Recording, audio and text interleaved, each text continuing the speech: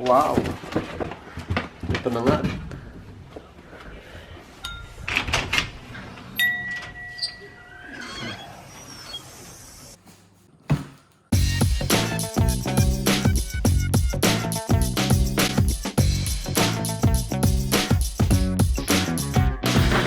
What's up guys? So ayun, dumating na din yung pinakahintay kong helmet. In-order ko siya from Netherlands and it takes 3 weeks bago siya makarating dito sa Australia. So ayun, bubuksan natin to ngayon and samahan nyo ako. Let's go!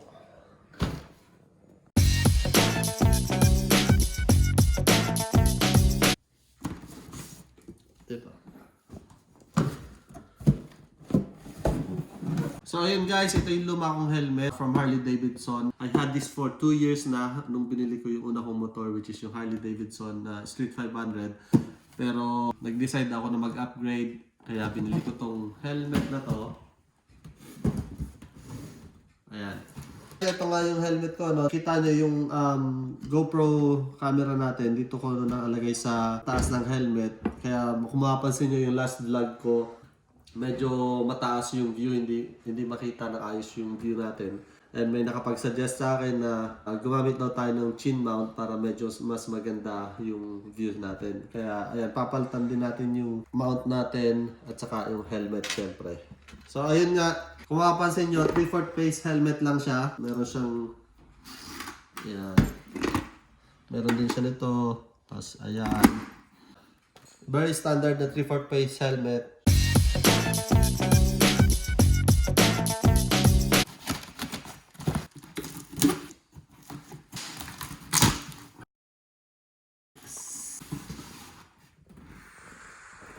Let's go. Let's open this. So, ayan, excited tayo, no?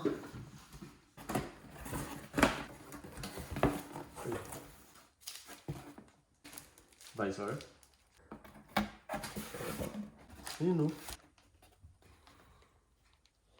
Ayan, sticker siya. Tingnan natin siya mamaya. Kasi mas gusto kong tingnan to. Ito na. Titingnan natin. So ayun nga, excited na ako makita to kasi picture lang talaga yung pinagbabasehan natin nung binili ko to. So ayan, ito yung itsura niya sa picture, expectation versus reality. Excited to.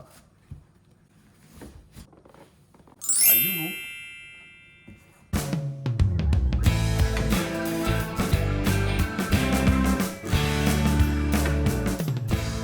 Yung ina-expect ko na itsura niya in person, ganun talaga sa nakikita natin sa picture. Nagustuhan ko yung itsura niya. Ano siya, modular helmet siya. So meron siyang pag ano to. Ayan, nakita nyo. Ayan, oh. May ganun, oh. Mahilig talaga ako sa 3/4 face helmet. Kaya lang this time I wanted na mag full face. Kaya nag-search ako ng modular helmet. Saka ito talaga nagustuhan ko siya kasi ayan, kita nyo, natatandaan nyo yung motor ko. Ayan, kaparehas siya halos. Meron siyang red lining, tas matte black. So, ayan. Yung previous helmet ko is extra large. This time, kumuha ako ng large lang kasi after 2 years of wearing nung old helmet ko, medyo lumuluwag na siya. Nahihirapan ako kasi kapag nagra-ride tayo, parang gustong lumipad. So, ayan. Nag-base lang talaga ako dun sa sizing chart ng website na pinagbilhan ko nito. Actually, yung Champions helmet. Cross fingers, mag-fit sa atin to. So, wait. Ano ba to? Mamagasgasan. Tanggalin natin itong mga stickers. Ayan. Ayan. So, ito try na natin guys kung kasya ba talaga.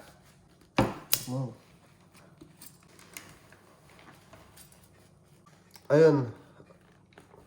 Gusto ko yung fit niya compared dun sa previous helmet ko kasi parang swak na swak tapos malambot yung mga foam niya sa loob. Oh, ayan, comfortable naman siya.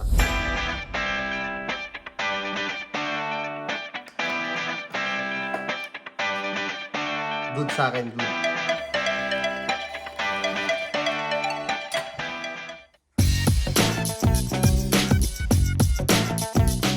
Medyo umangat yung buhok natin dahil sa pagsuot natin ng helmet. Papakagin muna tayo ng konti.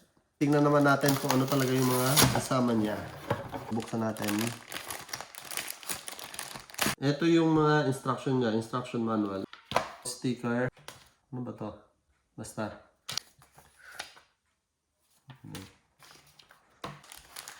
Showy sticker. figure out natin later. Silicone oil. Meron din siya nito, hindi ko din alam kung para saan talaga siya. Ito yung una niyang kasama. Ayun, visor nga siya. Fog resistant siya.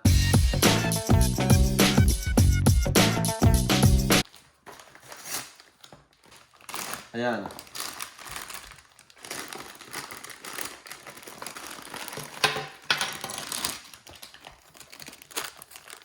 Chin mount siya. Para dito. Ayan, somewhere here. Hindi pa natin siya ikakabit ngayon kasi pag-iisipan ko pa kung ikakabit ko talaga siya dito.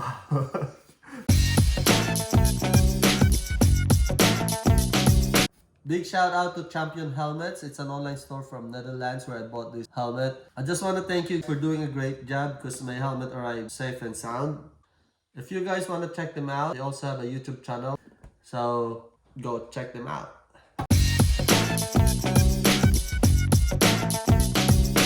Also a big shout out sa Lodico Aspalto. Bro, you're my inspiration. Shout out sa'yo, tol. Idol. So yun na nga po, nairaos na naman natin ang isa na namang vlog sa channel ni Paul Ducati Capio. Sana na-enjoy nyo at sana samahan nyo ako sa mga susunod pa nating uploads. Shoutout nga pala sa inyong lahat and special shoutout sa mag-i-edit ng video na to, ang pinakamaganda, pinaka-sexy at pinaka-lahat-lahat na. Sino? Sedi! Nakalimutan ko sabihin. Sakit ang ulo na.